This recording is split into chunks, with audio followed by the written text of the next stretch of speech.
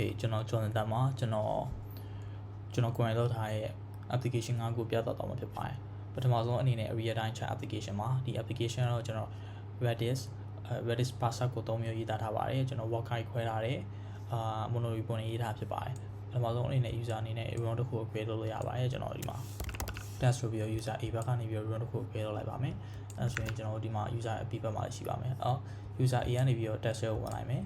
user B ကနေပြီး test ကိုဝင်လိုက်မယ်ဒီမှာ user A ဘက်ကနေပြီးတော့ test A လို့ပို့လိုက်ပြီဆိုတော့ user B ဘက်မှာတန်းပြီးရောက်ပါဖြစ်ပါတယ် user B ဘက်ကနေပြီးတော့ test B လို့ပို့လိုက်မယ်ဆိုတော့user B A ဘက်မှာရောက်မှာဖြစ်ပါတယ်ဒီ application က real time application မှာပြီးတော့ဒီ message တွေကလည်း end to end encryption ထည့်ထားတယ်အဲ့တော့ကျွန်တော်တို့ database layer မှာလည်း user ရဲ့ message တွေကိုဖတ်လို့မရပါဘူး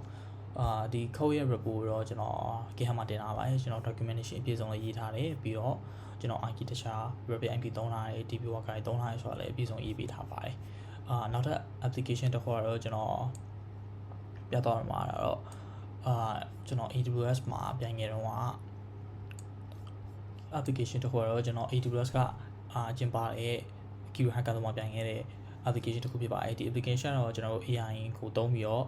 log တွေကို watch လုပ်လို့ရမယ်စောင့်ကြည့်လို့ရမယ်ဆိုတဲ့ application ဖြစ်ပါတယ်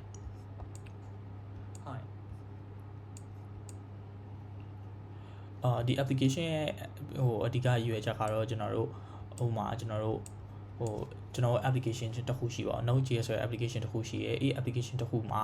log တွေကိုကျွန်တော်တို့က AI နဲ့ real time ပြလို့ရမှာဖြစ်ပါတယ်ကျွန်တော်တို့အနေနဲ့ source တစ်ခု create လုပ်ပြီးတော့ AI ဘက်ကနေပြီးတော့ဒီ log တွေကိုကျွန်တော်တို့ကြာလာမှာဖြစ်ပါတယ်အဲ့ဒီ log တွေကိုကျွန်တော်တို့ကြည့်လို့ရမယ် log တွေကို filter လုပ်ပြီးတော့ကြည့်လို့ရမှာပဲပြီးတော့ကျွန်တော် AI agent တစ်ခုရေးထားပါတယ်ဒါ master AI framework နဲ့ရေးထားဖြစ်ပါတယ်ကျွန်တော်တို့အနေနဲ့ကျွန်တော် log တွေကို AI နဲ့ analyze လုပ်လို့ရမယ်ကျွန်တော်တို့ system ကို log ချက်လို့ရမယ်ကျွန်တော် GitHub နဲ့ integration လုပ်ထားရဆိုရင်ကျွန်တော်တို့ GitHub နဲ့ integration လုပ်ထားရဆိုရင်ကျွန်တော်တို့ GitHub မှာရှိတဲ့ code တွေကိုကျွန်တော်တို့မေးလို့ရမယ် private repo ဖြစ်ဖြစ် public repo ဖြစ်ဖြစ်ကျွန်တော် integrate လုပ်ထားရင်မေးလို့ရမှာဖြစ်ပါတယ် AI ကတော့ open router ကိုသုံးထားပါတယ်ဒီလိုမျိုးကျွန်တော် real time chat response string လုပ်ပြီးတော့ရေးသားထားပါတယ်ဒါကတော့ source create လုပ်တာပါ source create လုပ်ရင်တော့ workflow တစ်ခုထုတ်ပေးမယ်ဒီ workflow ကိုကျွန်တော် application မှာ log injection API နဲ့လုပ်ပြီးတော့ရေးသားထားလို့ရပါတယ်ဒီ application source code ကိုတော့ကျွန်တော်တို့ GitHub မှာရှိပါတယ် capture ဆိုပြီးတော့ကျွန်တော် GitHub မှာတင်ထားရတယ်နောက်ထပ် application နောက်ထပ်ကျွန်တော်ပြချင်တဲ့ application တစ်ခုကတော့ Insight Engine လို့ခေါ်ပါတယ်သူရဲ့ အဓိက purpose ကကျတော့ကျွန်တော်တို့ RAG ကိုသုံးပြီးတော့ကျွန်တော် document တွေကိုဖတ်နိုင်တယ်ပြီးတော့ document တွေကိုဖတ်ပြီးတော့ AI နဲ့ response ပြန်ပေးနိုင်ပါတယ်ဒါပေမဲ့ကျွန်တော်ရဲ့ဒီ app ရဲ့အဓိက purpose ကကျတော့ကျွန်တော်ကအဲ့ဒီ background process ကိုကျွန်တော်သိချင်တယ်လေ့လာချင်တဲ့အတွက်ကြောင့်မလို့ကျွန်တော်ကား engine တစ်လုံးအလုပ်လုပ်တဲ့ပုံစံအတိုင်း UI ကိုစနစ်တကျတိဆောက်ထားပါတယ်ဥပမာအနေနဲ့ကျွန်တော်ဒီမှာ document တစ်ခု upload လုပ်လိုက်မယ်ဆိုရင် document ကကျွန်တော်တို့ queue ထဲဝင်သွားတယ် queue ထဲဝင်သွားပြီးတော့ကျွန်တော် working engine နဲ့အလုပ်လုပ်တယ် EMR queue data worker ရနေပြီးတော့ document ကိုဖတ်ပြီးတော့ document တွေက chunk တွေကိုတစ်ခုချင်းပိုင်းဖြတ်မယ် embedding လုပ်မယ်ပြီးရင် local AI နဲ့ embedding လုပ်ပြီးတော့ကျွန်တော် vector DB တွေကို store လုပ်သွားမှာဖြစ်ပါတယ်ဒါဆိုရင်ကျွန်တော်တို့ store လုပ်တဲ့ကိစ္စပြီးသွားပြီဒါဆိုရင်ကျွန်တော်တို့ AI နဲ့ chatting လုပ်လို့ရပါပြီအဲဆိုကျွန်တော်ဒီမှာ list me 3 important thing ဒီ import ဒီ PDF တွေကလုံးလိုက်မယ်ဆိုရင် AI နေပြီးတော့ကျွန်တော်တို့ streaming result ထုတ်ပေးမှာဖြစ်ပါတယ်ဒါကတော့ကျွန်တော်အဓိက RAG ကိုသုံးပြီးရေးထားတာပါအဓိက purpose ကလည်း learning purpose ဖြစ်ပါတယ်ကျွန်တော်တို့ဒီနောက် background တွေဘယ်လိုလုပ်ရလဲဆိုတာကိုကျွန်တော် visually မြင်ချင်တာဖြစ်ပါတယ် AI ကိုသုံးထားတဲ့ RAG project တစ်ခုဖြစ်ပါတယ်ဒါကတော့နောက်ထပ် project တစ်ခုကတော့ကျွန်တော်တို့ရေးပေးမှာလုပ်ထားတဲ့ project တစ်ခုဖြစ်ပါတယ်ဒါကတော့ကျွန်တော်တို့ code domain က expire ဖြစ်သွားလို့ပါဒါကတော့ကျွန်တော် documentation ရေးထားဖြစ်ပါတယ်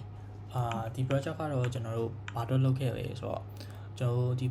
floating live file မှာ donation တွေအရေးကြီးတော့ကျွန်တော်တို့ donation တွေအတွက်လုပ်ခဲ့ဖြစ်ပါတယ်ဒါပေမဲ့ကျွန်တော်တို့မအောင်မြင်ခဲ့ပါဘူးဘာလို့လဲဆိုတော့ payment ကကျွန်တော်တို့ verify မဖြစ်ပါလို့ပါ Lemon Squeezy ရဲ့payment provider ကိုတောင်းခဲ့ပါတယ် me and my fan ကျွန်တော် document တွေကိုတစ်ချက်လောက်ပြပေးပါမယ်page. Our goal is to create a website where donor can easily track the floating situation across Myanmar and contribute or donate to those who are in need. But we wanted to donor for the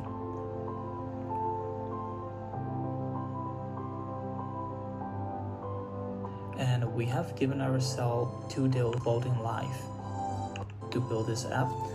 and we're gonna name it Floating Life.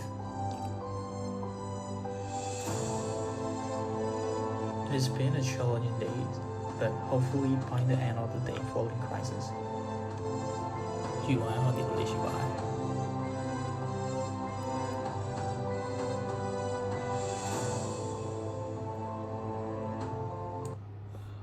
ကျွန်တော်ပြချင်တဲ့ project တွေကဒါပါပဲကျေးဇူးတင်ပါတယ်